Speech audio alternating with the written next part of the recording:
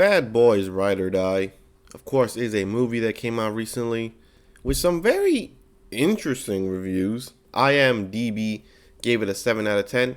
Rotten Tomatoes gave it a 64%, and Fandango gave it a 97%. Now, of course, this is, I would assume, fan scores. That is a lie. The fan score for Bad Boys Ride or Die is 97%. People love this movie, and for good reason, because I loved it too. Of course, this is the fourth installment in the Bad Boys franchise. Of course, they messed up as the last one, or the third one, was called Bad Boys for Life. So yeah, they probably should have called this one Bad Boys for Life. And both of them are fitting for the other movies, so it didn't really matter. But at the end of the day, whatever. Of course, this follows Will Smith. Okay, well, we'll call them by their stage names, Marcus and Mike, as they are framed for helping the chief of police get linked to. Now, of course, this isn't true because the chief of police, obviously Captain Conrad, was actually getting a little too close to the actual culprits of the corruption in the Miami PD.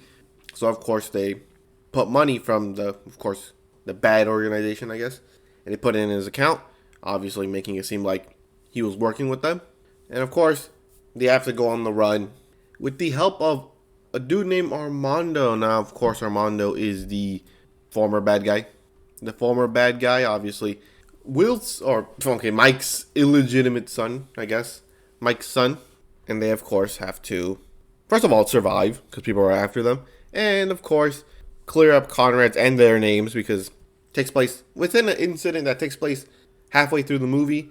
Mike, Marcus, and Armando end up in a helicopter crash orchestrated by, of course, the big bad, where they escape narrowly with their lives, obviously, making it seem like they caused the accident and ran off with the escaped convict, obviously. So now they're on the run. But anywho, obviously, with Will Smith and Martin Lawrence, obviously comes comedy. How funny is this movie? It is pretty funny. It is consistently funny from beginning all the way to the end. And of course, when it needs to get serious with its action scenes, obviously don't get me wrong, there's some comedy in the action scenes, but when it needs to get serious, it does. So obviously, it isn't too much of any. It works perfectly.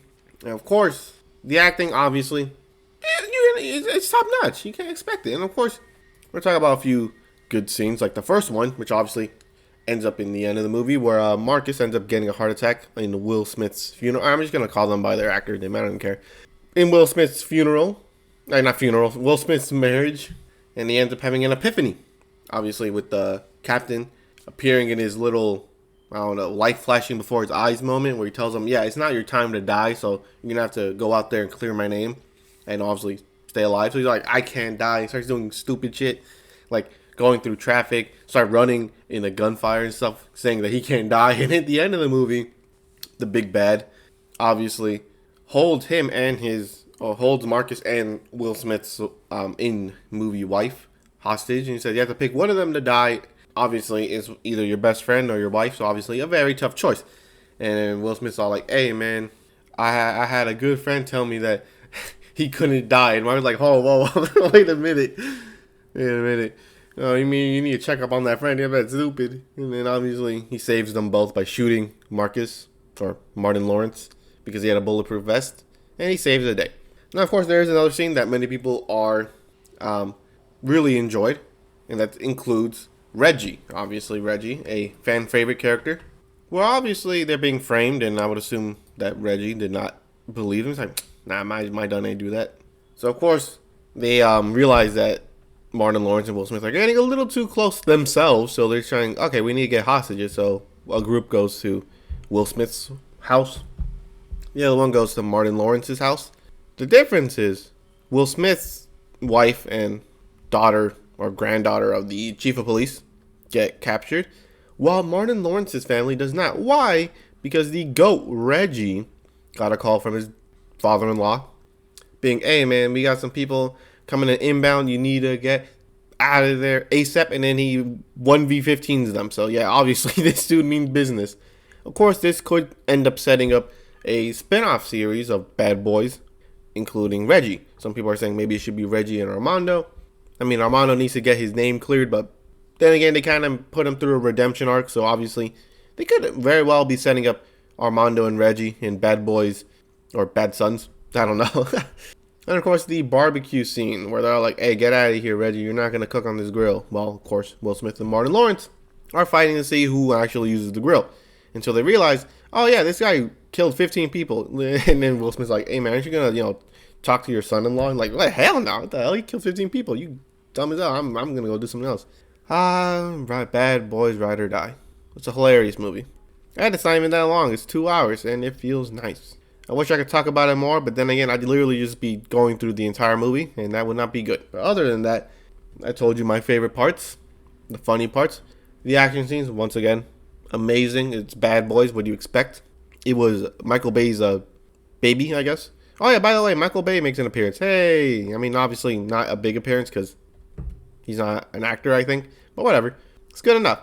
But it gets interesting because it goes through a lot of action. Like, he keeps going through. And don't get me wrong, there's enough space to have the dialogue you need within the movie to make it, I guess, deep or whatever, right? But, it's Bad Boys. You don't expect too deep of it, but it's deep enough. But yeah, enough talking. Bad Boys Ride or Die, if I had 3 words to describe it, it would be funny and action-packed. I was about to say action and something else, but I was like, well, whatever. Action-packed is good enough. 30 words. Is it a 97? Probably not. Is it a 64? Hell no. It's like an 85 to 90. Easy. Like I said, with these type of movies, the only reason why you wouldn't enjoy Bad Boys Ride or Die is if it's just not your cup of tea. If you're not into action comedies, which, don't get me wrong, I would assume a lot of people are. Most people would enjoy this movie. It is rated R due to the language, so if you want to go watch it with your parents, which I did. Well, okay, well, just a dad, right? I did. You don't have to worry. There is no sexual scene. There are 2 technical sexual scenes, which I will tell you. I know I'm dilly-dallying, but whatever. So the first one is in the beginning, after Martin Lawrence gets a heart attack and basically gets out of the hospital.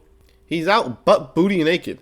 Not all naked. All you see is his booty. That's about it. And it's like for a second, so not that bad. Another one is with Will Smith and the stripper named Tabitha. I think I forgot.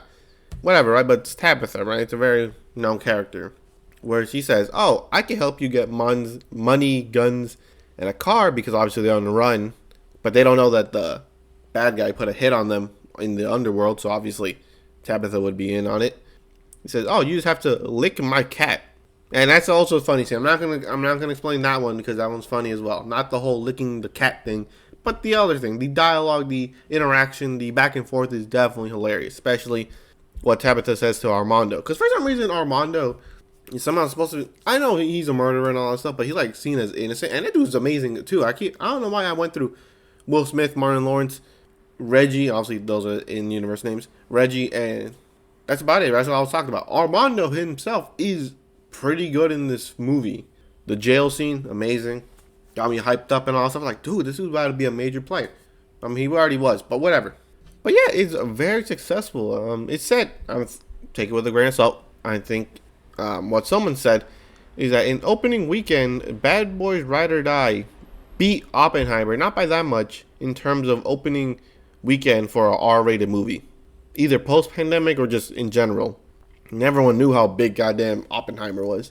Of course, if I were to take a collider, Bad Boys Ride or Die has currently made $426 million in the box office with $100 million budget. That is amazing, and it is well deserved. And a lot of people are talking about it because they're like, ain't nobody care Will Smith smacked the shit out of Chris Rock. Like, ain't nobody care about that. They're going to watch his movie. And then again, Bad Boys, so I don't know. But yeah, enough dilly-dallying.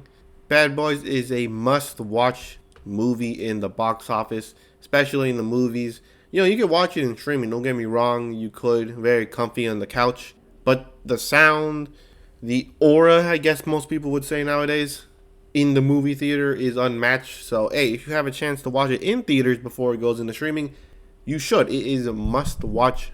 It's hilarious, and it's action-packed. It's suitable, I don't want to say for the whole family, because, you know, it's R-rated, obviously. But, hey, suitable for most people. Anyway, hope you enjoyed this video, and I'll catch you in the next one.